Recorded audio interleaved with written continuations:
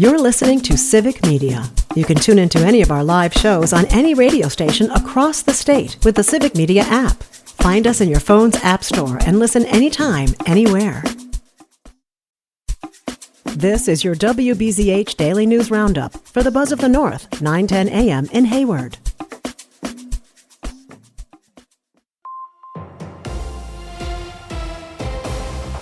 For WBZH News, I'm James Kelly. A former Washburn County man facing a total of 58 felony and misdemeanor charges related to animal abuse allegations has entered a not guilty plea. 73-year-old Kim Kingsley was accused of mistreating horses at his property in Bell and could be facing over 50 years in prison if convicted on all of them. Bayfield County authorities had previously seized 16 horses from the property amid accusations that Kingsley was providing them with inadequate food and water as well as unsafe living conditions. A trial is scheduled for September.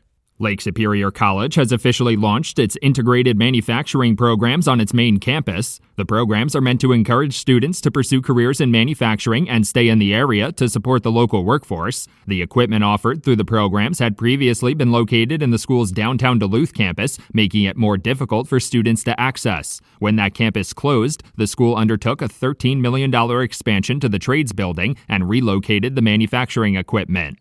3 people are facing felony charges after a routine traffic stop in Barron County. According to court documents, 36-year-old Ashley Hansen, 63-year-old Robbie Larson, and 65-year-old Cornelius Decora are facing various drug and firearm charges after a traffic stop on Highway 53 in Rice Lake. Law enforcement authorities initiated the traffic stop after seeing Hansen allegedly speeding and moving erratically. A K-9 unit then alerted the officer who initiated the stop of the potential presence of narcotics, leading to a search of the vehicle. The Wisconsin Conservation Congress and Department of Natural Resources are inviting residents to participate in spring hearings on resource management beginning next week. The agencies plan to hold the first of their annual Fish and Wildlife spring hearings in each county on Monday at 6 p.m., with individual location details available online. Residents are also encouraged to submit public feedback on the topic. Public comments will be accepted from the conclusion of Monday's hearings until Wednesday, April 16th at 6 p.m. The Wisconsin State Patrol is reminding residents that April's Law of the Month is aimed at creating safer road conditions for construction crews. Law enforcement authorities are aggressively targeting unsafe driving practices in work zones this month, including speeding and distracted driving. Department of Transportation data found nearly 2,200 work zone crashes in the state last year, which resulted in 10 fatalities and nearly 800 injuries. Drivers should be slowing down and staying alert when moving through a construction zone. The Wisconsin Department of Natural Resources is reminding residents to practice food waste prevention efforts in honor of Food Waste Prevention Week. According to a press release, a DNR study released in 2021 found that food waste was the largest contributor to trash in Wisconsin. That study also found that the state's landfills contained nearly 300 pounds of food waste per resident in 2020. In addition to being financially wasteful, the amount of food waste breaking down in landfills also produces a great deal of the potent greenhouse gas methane. The Chequamegon Humane Association is working on creative alternatives to address a lack of adequate space as it handles animal control efforts. Organization officials say their current shelter facility wasn't built for the number of animals they've taken in recently, and they're considering an expansion of the facility. Until then, the Humane Association has renovated a garage at the site to accommodate more animals, but are still struggling with space issues. They're also expecting to take in even more stray cats during their breeding season. Adult Mental Health First Aid will be offering a 2-night free mental health crisis response class for residents in Birchwood next week. The classes will be held at the Birchwood Four Corners EMS on April 14th and April 21st from 6 p.m. to 9 p.m. It aims to teach residents who don't have clinical training how to use a 5-step action plan to guide them through offering support to someone experiencing a mental health crisis. Residents who wish to participate in the classes must register in advance and be able to attend both class sessions. Wisconsin Senator Tammy Baldwin has introduced bipartisan legislation aimed at supporting businesses that heavily rely on winter weather. The Winter Recreation Small Business Recovery Act would ensure businesses that rely on winter weather can get disaster relief funding during mild winters, an issue northern Wisconsin has struggled with in recent years. Snow droughts would be added to the list of recognized disasters under the Small Business Act. Businesses who apply for disaster relief could be eligible for an SBA injury disaster loan. Wisconsin Department of Public Instruction officials are warning residents that proposed federal education spending cuts would disproportionately affect schools that have already struggled with funding. According to DPI data, Wisconsin schools currently receive nearly $850 million in federal funding each year. Most of that federal funding goes towards districts with a higher rate of economically disadvantaged students. The funding cuts also threaten support for programs covering students with disabilities or youth mental health. For WBZH News, I'm James Kelly.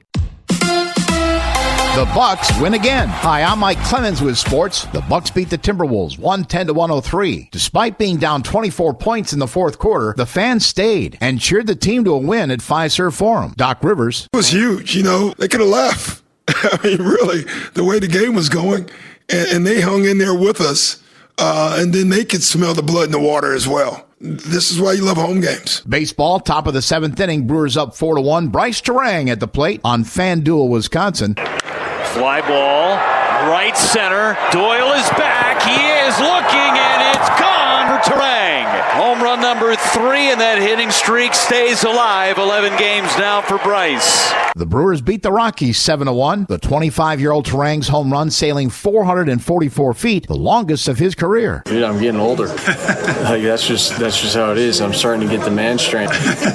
That's Bryce Terang with Sports. I'm Mike Clemens. On your entertainment beat, I'm Pete Schwaba. Want to feel old? Eminem is a grandfather. The rapper's daughter, Haley Jade Scott, announced on Instagram that she gave birth to a son named Elliot. And to honor her famous father, the baby now shares a middle name with his grandfather. No, it's not Elliot Eminem, it's Elliot Marshall. Eminem's real name is Marshall Mathers. That might put a little pressure on the boy to come up with some sick beats. The Yellowstone series is about to give birth to a new spin-off. With the show's popular 1923 prequel starring Harrison Ford and Helen Mirren now concluded after its season 2 finale last week, the franchise is launching a new prequel. Plot lines for 1944 are being kept under wraps for the moment, but some sources say the show will explore how World War II affects the Duttons. Star of 1923 Brandon Sklenar takes over Dutton Ranch at the end of 1923 and says he is open to appearing in 1944. Russell Brand is already in trouble for sexual assault charges, but things are about to get worse. Warner Brothers Studios has agreed to turn over footage and outtakes from the set of Arthur in 2011. The studio has made it clear where they stand after being sued along with Brand in 2023 by an extra from the film who said the actor exposed himself to multiple people and assaulted her. What a guy. HBO is giddy over the ratings for the season finale of White Lotus Season 3. The network says 6.2 million viewers tuned in and were treated to a higher body count than we've seen in previous seasons of the show. That shattered the past record for viewers of the show, which was the previous week's 4.8 million viewers. I think it's time for me to check out Season 3. What better game than Monopoly to create a bidding war? There was a competition by studios over a competition series based on the board game, and Netflix is the winner. Variety reports the show is being described as a large-scale social experiment contest that will force contestants to form alliances and betray their competitors. They must walk the line between capitalism and chaos in a cutthroat race to own it all. I think I hate it already. Monopoly debuted in 1935, courtesy of Parker Brothers, and has since sold about 275 million copies worldwide. First, it was people dancing and singing while watching Wicked in theaters that annoyed theatergoers. Now, it's teenage boys who are clapping and cheering during the record-breaking Minecraft movie. In some ways, this is worse than Wicked, because parents who take their kids have to witness this after probably not wanting to set foot in a theater to see Minecraft in the first place. For more showbiz fun, tune in to Nightlight with me, Pete Schwaba, weeknights from 6 to 8 p.m. on the Civic Media Radio Network.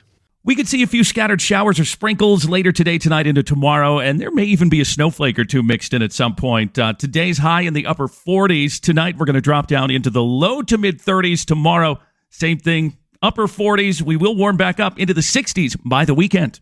I'm meteorologist Sean Cable. Outside now, it's 35. That's your WBZH Daily News Roundup from Civic Media. Subscribe to this podcast on Spotify, Apple, or wherever you find your podcasts. Find more news at buzzofthenorth.com. The national news cycle never stops, but it can be hard to find news about your local community. Civic Media is dedicated to providing quality local and state news coverage across Wisconsin. With the Civic Media app, you can get notifications about local stories that matter to you and your community. Find the free Civic Media app in your phone's app store and choose notifications from the menu to tell us what kind of news you want to hear about.